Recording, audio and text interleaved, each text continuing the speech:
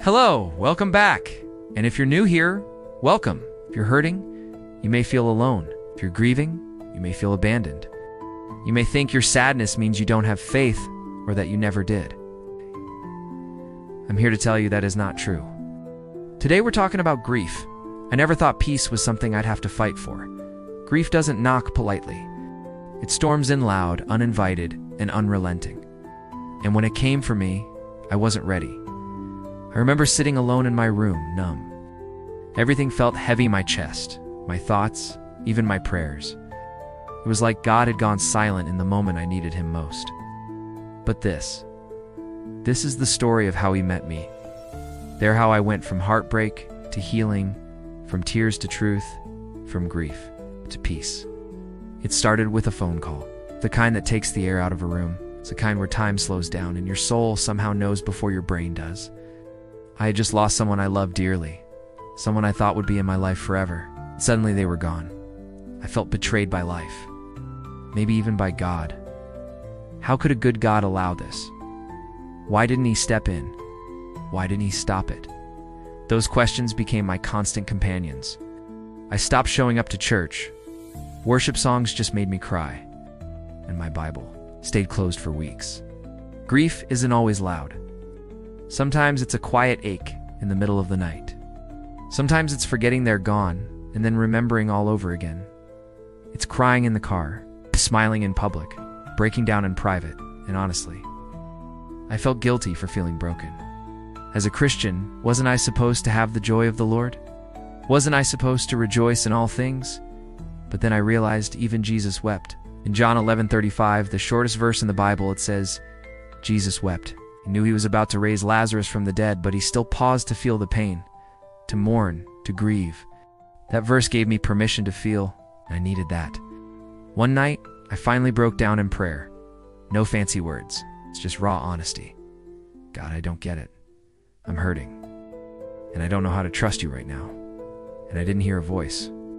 I didn't feel a thunderclap of healing, but what I did feel was a stillness, a quiet assurance that I wasn't alone.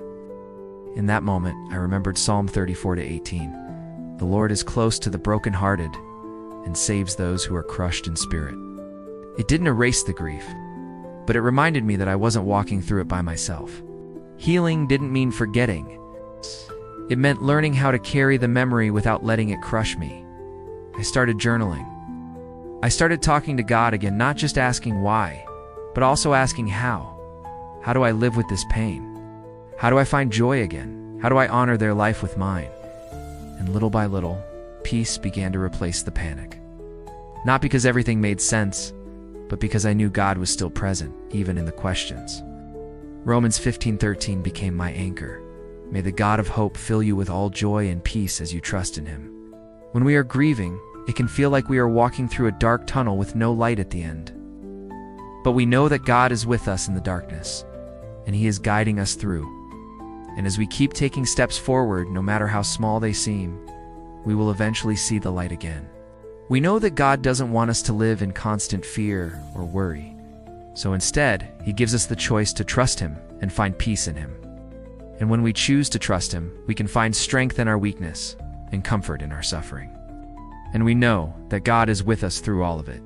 So if you are grieving right now, know that you are not alone.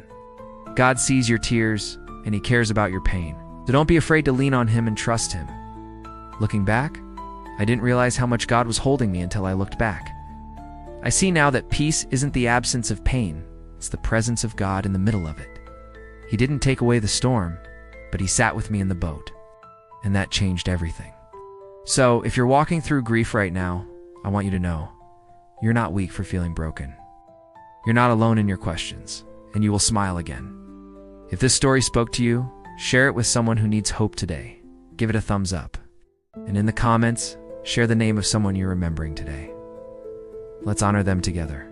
So, until next time, stay rooted, stay real, and keep walking with Jesus. Thank you for watching and supporting this channel.